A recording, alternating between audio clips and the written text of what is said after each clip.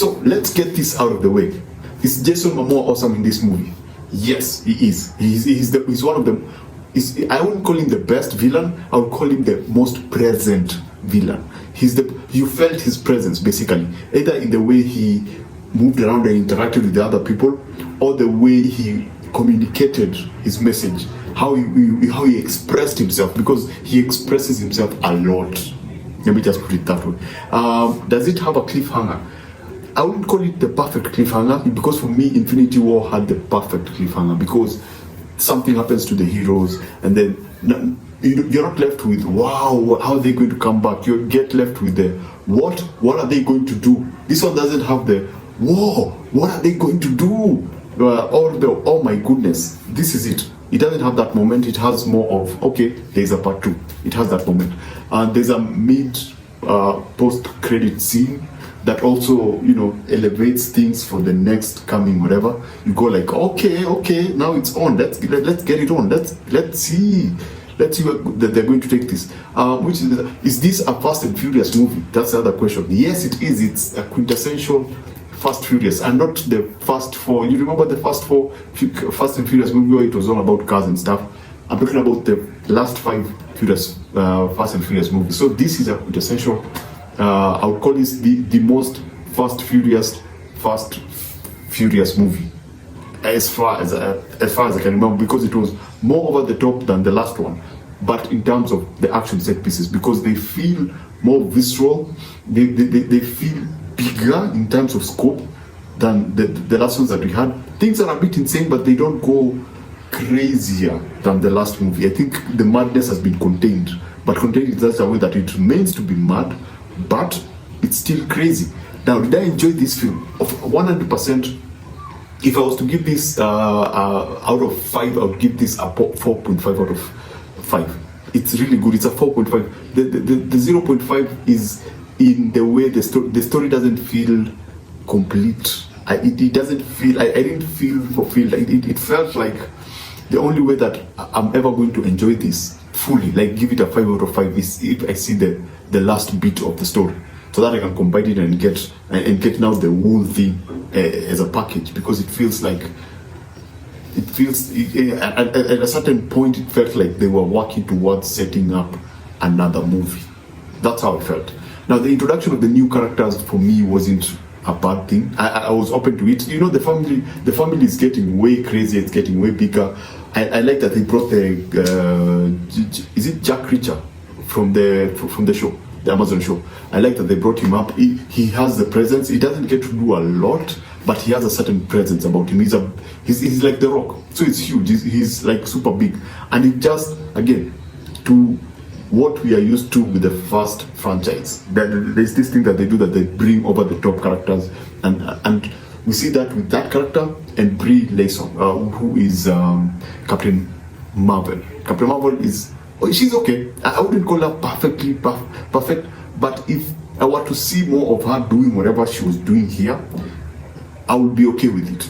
I'm not going to complain and say, she was this. No. It's okay that we have her here, but to see her more would make more sense to me, rather than just for her to pop up and do whatever she was doing. She was cool, but I would have wished for her to have been introduced in maybe Fast 8 or Fast 9. That for me would have made a lot of sense. Just an introduction, then you get to see her here. It would have been more exciting, but her role was okay. Now, the director, I think I wasn't surprised by just how good the action set pieces are. And people will say, this is so tiring, it's so Fast and Furious. Yes, it is Fast and Furious, and that's why we love it. For me, this is cinema.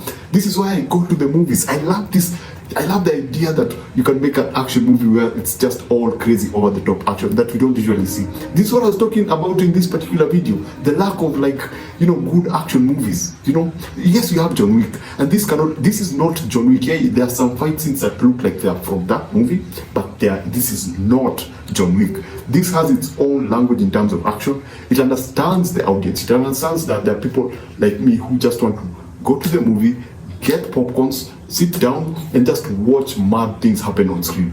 And trust me, the action set pieces are visceral. They just pump. It's like a free punch of adrenaline when you go into this movie.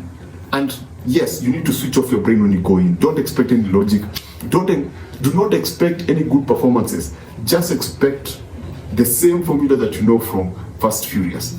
Basic script, average execution in terms of acting and character development, average just enough. And then, the centerpiece, the cornerstone of the Fast Furious, the action, the cars, the modifications, where they choose to take, and here's something interesting that they did. You've had it before, where you have an action set piece happen and an action set piece happen in a totally different place, and then they're all edited together and it feels more composed. I was impressed by the fact that the director was able to mix at some point different actions happening in different areas, but then still able to make it all make sense.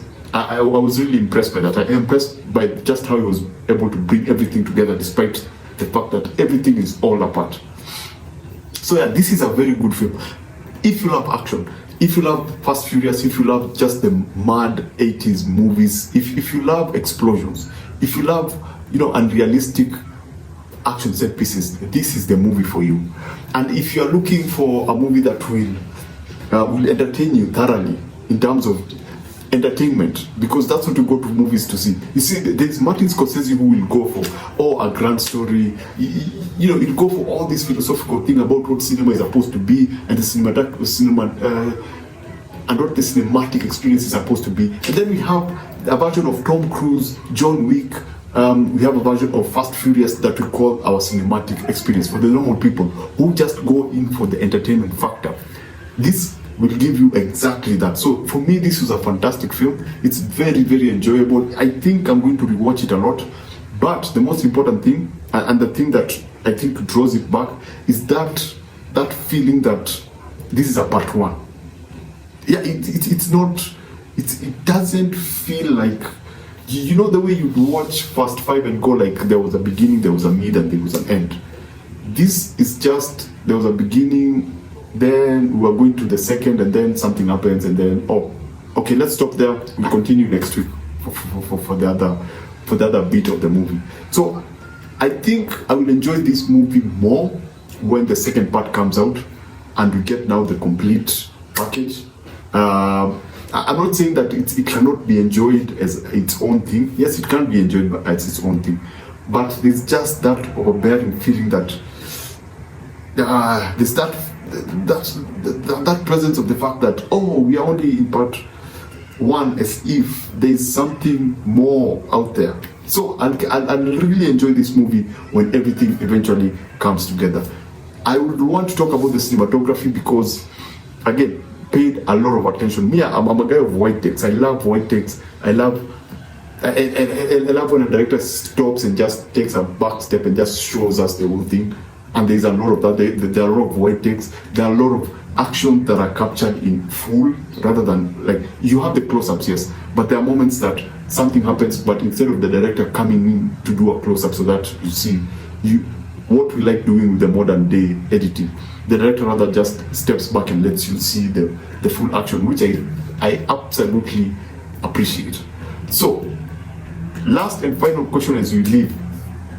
Where do I watch this? Do I wait for the Fast to cool down, wait for it to come out on streaming or DVD and get it? Or do I go to the cinemas? Go to the biggest cinemas possible. Go to IMAX. Go where you can hear the sound very well. Go for the sound design. It's fantastic. It's fantastic just to see these big things happening in front of your face. It's fantastic to see a giant ball pass through big building. I think it's in the trailer. With that sound effect, it's awesome. It's so good. So this is a Fast Furious movie, unapologetically a Fast Furious movie, and the family, it's bigger, the action is contained but still big. They've taken the insanity and they've kind of packaged it, but it has not lost its madness. So go see it on the biggest screen possible. And yeah, that's it. I can't wait to see the second one. So basically, that's it. That's my review. So watch what you enjoy and enjoy what you watch. See you on the next one.